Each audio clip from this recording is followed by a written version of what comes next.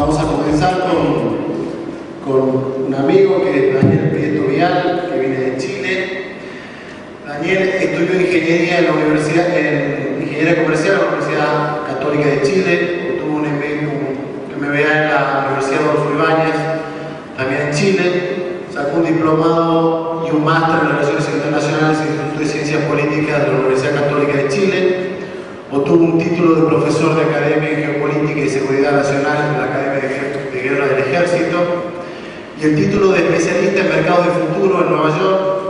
Ha sido profesor de varias universidades, actualmente es profesor de Política Mundial Contemporánea en la Universidad Andrés Bello y es comentarista de radio, televisión y prensa escrita en asuntos internacionales y de defensa. Le damos la bienvenida a Daniel Prieto Vial.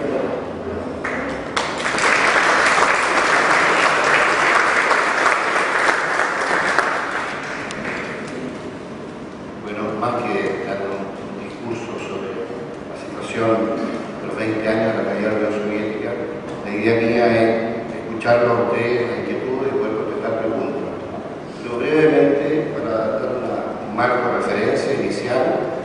lo que estamos analizando es el fenómeno que se crea en la Unión Soviética a partir del año 1917 con la revolución bolchevique.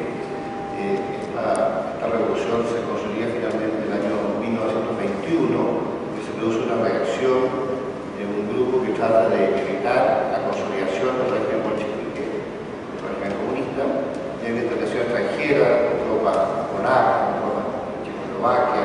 de Inglaterra, para dar una síntesis corta, porque no quiero alargarme en esto, sino que quiero dejar espacio para preguntas y para conversar sobre el tema. El año 91, cuando podemos ver el saldo de lo que ocurrió en la historia, es notorio que los obreros del mundo socialista real, del mundo comunista de la Unión Soviética, y después de todos los países que cayeron en la órbita soviética en el periodo de imperialismo del Imperio Soviético, no levantaron su nivel de vida a un nivel comparable a lo que se había dado en el régimen que ellos combatían, que eran los regímenes de economía social de mercado, en el caso de Alemania, que era básicamente la economía capitalista, pero con algunas focalizaciones de apoyo por razones sociales en ciertos sectores más vulnerables. El saldo es que uno compara la Alemania occidental con la Alemania oriental, la Alemania capitalista con la Alemania comunista. El nivel de vida de la Alemania capitalista era aproximadamente 5 o 6 veces más alto a nivel de los obreros que la Alemania comunista. Pero también es notorio el caso de Turquía, que es un contraste muy fuerte entre Corea del Norte comunista, Corea del Sur capitalista, en esa época cuando quedaban unos países, hoy día aún más. Una enorme diferencia en nivel de vida en el mundo obrero, no pensemos en la clase media y la clase alta, un nivel de vida más alto en el mundo capitalista y en el mundo comunista. Se vio también en la época de Mao, cuando se comparaba a la China comunista con la sociedad de Taiwán, la misma raza, la misma población, obviamente un país continental como China enormemente más grande que Taiwán, pero eran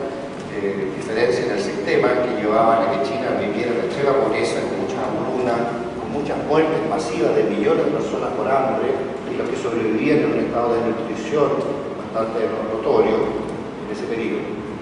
Esa evolución de China en el periodo comunista, en el periodo maoísta, ahí tiene el comunismo maoísta que se diferenció ya en esa época del comunismo soviético, incluso entraba en las rivalidades sociales, y especialmente los obreros. Por lo tanto, esta política de la reivindicación del proletariado, que tendría el manifiesto del Partido Comunista del año 1848, escrito por Marx, por Engels, no estaba dando resultados en la práctica.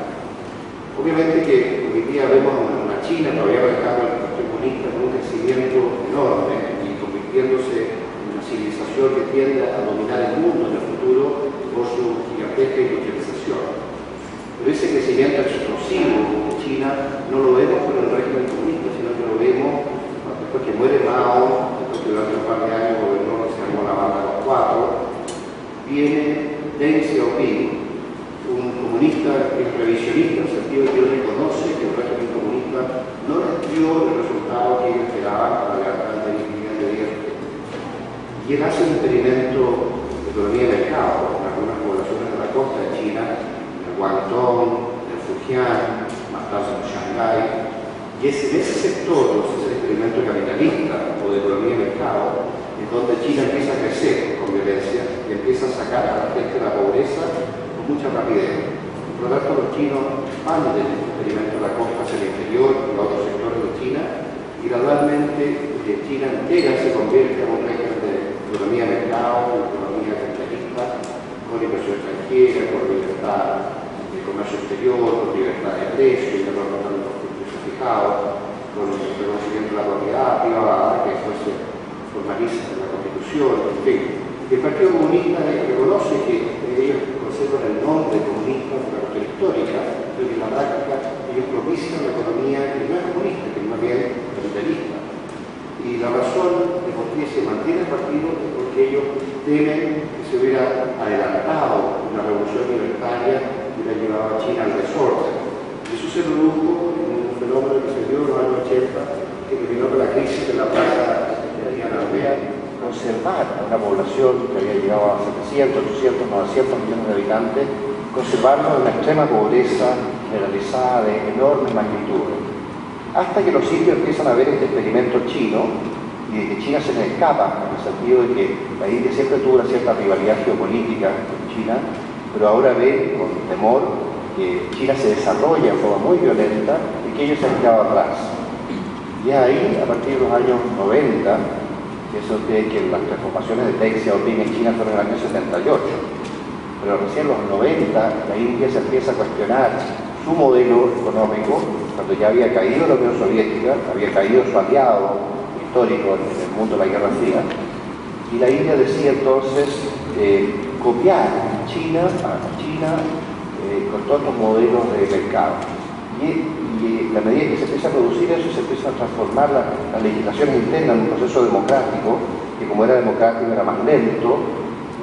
por lo tanto se produjo un desfase respecto al avance de China. Gradualmente y poco a poco la India empezó a crecer de repente al 3%,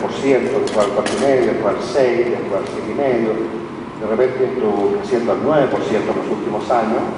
Ahora con la crisis mundial se habla de que la India baja el crecimiento del 9% a 7,5%, que es dentro de esta crisis mundial que estamos viendo, ¿no? Pero en todo caso es un crecimiento del 7,5%, que es un crecimiento espectacular. Probablemente pasada la crisis van a volver a crecer al 9 o al 10, y en la medida que completen la transformación de las instituciones, también es posible que la India empiece a crecer sobre el 10% promedio de crecimiento del Producto Geográfico Bruto año a año. Eso significa una enorme capacidad para sacar a millones de personas de la extrema pobreza, y después de la pobreza, después de lo que se llama las clases medias bajas, y llevar a un nivel de clase media, en fin, es un proceso gradual, grande, complejo. Piensen ustedes que la India hoy día tiene 1.180 millones de habitantes, 1.180 millones de habitantes, con una tasa de natalidad un poco más alta que la China, por lo tanto, no lo proyecta en el tiempo. Significa que quizás la India en el futuro va a ser más grande en población que China. ¿Por qué menciono esto? Porque a veces uno se olvida de las magnitudes. Piensen ustedes que toda Europa son alrededor de 480 millones, 520 millones de habitantes. Toda Europa, toda la Unión Europea. Y frente a